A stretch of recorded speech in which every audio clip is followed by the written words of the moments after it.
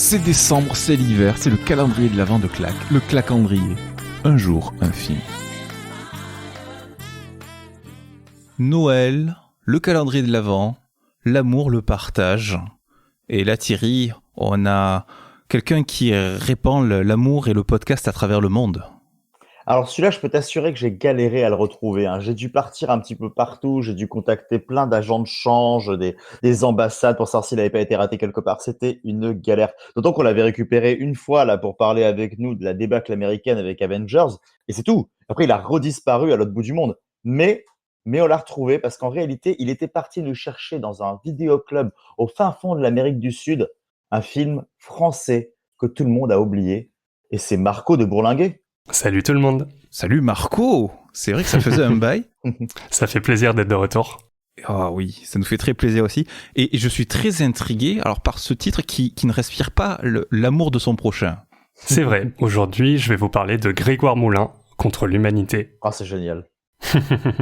J'adore ce titre. Et de quoi ça parle avec un titre pareil? Écoute, Grégoire Moulin contre l'humanité, c'est une comédie, mais on est sur de la comédie française qui est à milieu de la comédie française dite classique. Et par ça, j'entends qu'on est loin des blagues potaches et autres clichés et des situations téléphonées. Ici, on est sur un petit ovni filmographique.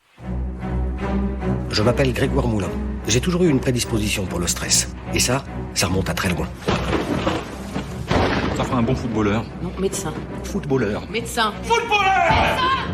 Quand je serai grand, je serai danseur. Jamais! Dépêche-toi de mettre ça au lieu de dire des bêtises!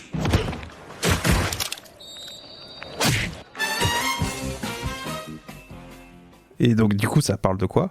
Grégoire Moulin, c'est un mec, il est orphelin. Il est élevé par sa grand-mère et son grand-oncle, et à la mort de sa seule famille, eux du coup, il décide à 35 ans de tout plaquer pour partir à Paris. Là, il tombe fou amoureux d'une nana qui s'appelle Odile Bonheur, qui est au fait la voisine qui tient un studio de danse en face de son travail. Et en plus, c'est l'actrice préférée de Thierry. Ouais, c'est Pascal Arbillot. J'attendais un silence. C'est Pascal Arbillot. Encore Pascal Arbillot, quoi. C'est Pascal Arbillot et qui dans la vraie vie était, malheureusement, parce que Artus de Pengarn est décédé, mais c'était sa femme. Et au fait, Grégoire, il est d'une timidité maladive et il va imaginer un stratagème pour aborder cette belle inconnue, mais bien entendu, rien va se passer comme prévu. Et alors, je vois un truc bizarre, c'est que dans les crédits, Pascal Arbillot est crédité comme Odile Bonheur et comme Emma Bovary. Exactement. En fait, ce qui est génial dans ce film, c'est que déjà, t'es sur une unité de temps et de lieu. En fait, tout se passe un soir de finale de Coupe de France à Paris. Finale de Coupe de France qui oppose l'Olympique de Paris à Perros-Guirec. Et au fait, Grégoire Moulin a donné rendez-vous à cette fameuse Odile Bonheur dans un bar PMU sordide qui diffuse cette finale. Et Odile Bonheur, en attendant Grégoire Moulin, à qui il arrive moult péripéties, lit Madame Bovary et s'imagine en Emma Bovary. Donc du coup, tu as des scènes où Pascal Arbillot est en costume d'époque et se refait au fait Madame Bovary dans sa tête. Donc c'est complètement loufoque et délirant. Et qu'est-ce qui a fait que tu as choisi ce film ? Bah écoute, moi j'ai choisi ce film parce que déjà, personne autour de moi le connaît et j'ai vraiment envie de le faire connaître parce que même si j'ai l'impression qu'il a fait un flop niveau commercial et même au niveau de la critique, moi je trouve que ce film est incroyable. Je trouve qu'on est sur de la comédie française qui est qui est malgré tout intelligente, qui est pas potage, qui est pas lourdin, qui est pas beauf. Désolé, hein, je pense à Camping et plein d'autres films. Ici, en fait, t'as des réactions en chaîne qui vont précipiter le pauvre Grégoire Moulin aux quatre coins de Paris. Il va rencontrer des personnages plus absurdes les uns que les autres. Donc, parmi eux, tu vas reconnaître Clovis Cornillac, tu vas reconnaître Didier Bénureau, il y a aussi Antoine Duléry. Et en fait, c'est des destins croisés qui vont se recroiser après. Et je trouve que on est un peu sur un toujours plus. Il y arrive toujours des situations plus absurdes. On est sur un rythme pour un film d'1h26 qui ne s'arrête jamais. Et t'es toujours entraîné plus loin dans ce qu'il arrive à ce pauvre Grégoire. T'es toujours entraîné plus loin dans des situations absurdes et loufoques. Et je trouve que c'est vraiment un film qui met de bonne humeur, qui me fait hurler de rire à chaque fois. Je l'ai revu cet après-midi pour que ça soit à chaud. Et franchement, ça doit être la 20e fois que je vois ce film, vraiment sans déconner. Je m'éclate toujours autant devant, quoi. Je suis assez d'accord pour dire que c'est malheureusement un film qui est bien trop oublié, enfin qui n'a pas du tout eu le succès qu'il méritait. Surtout quand on voit ce qu'il essaye de faire. Tu vois, ça fait penser à beaucoup de choses. Ça fait penser un peu à After Hours de Scorsese. Ça fait penser à ces espèces de compagnons de galère qui vont aller vraiment de trucs de plus en plus rocambolesques.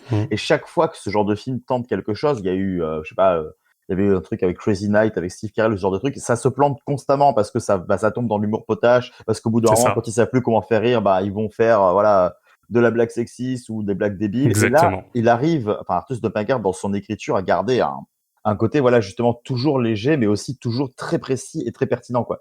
Du coup, c'est fabuleux à regarder, quoi.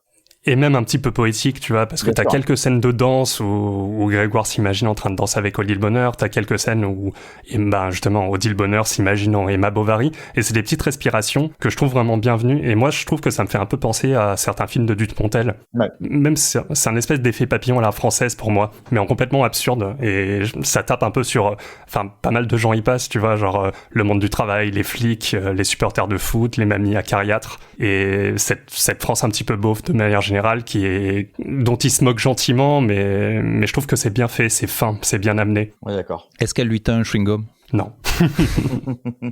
Moi, je connais pas ce film. Où est-ce que je peux le trouver? Alors, tu peux le trouver en VOD sur Filmo TV et Bbox à la location. Mais par contre, il est dispo sur Canal. En streaming, donc. Sur Canal+, MyCanal, tout ça? Tout à fait.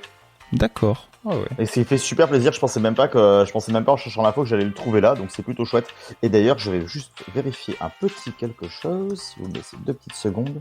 Parce qu'il y a un autre film du coup que je pourrais conseiller, c'est le deuxième film d'Artus de Pincker, il en a fait que 2 malheureusement, qui est La Clinique de l'amour. Ouais. Exactement. Et qui lui, n'est pas dispo sur Canal, mais est dispo à la loc, à d'autres endroits. Mais pareil, si jamais Thomas et nos auditeurs, si vous appréciez Grégoire Moulin contre l'humanité, je vous conseille également La Clinique de l'amour, qui est également un film très sympa. D'accord. Eh bien, donc, à découvrir.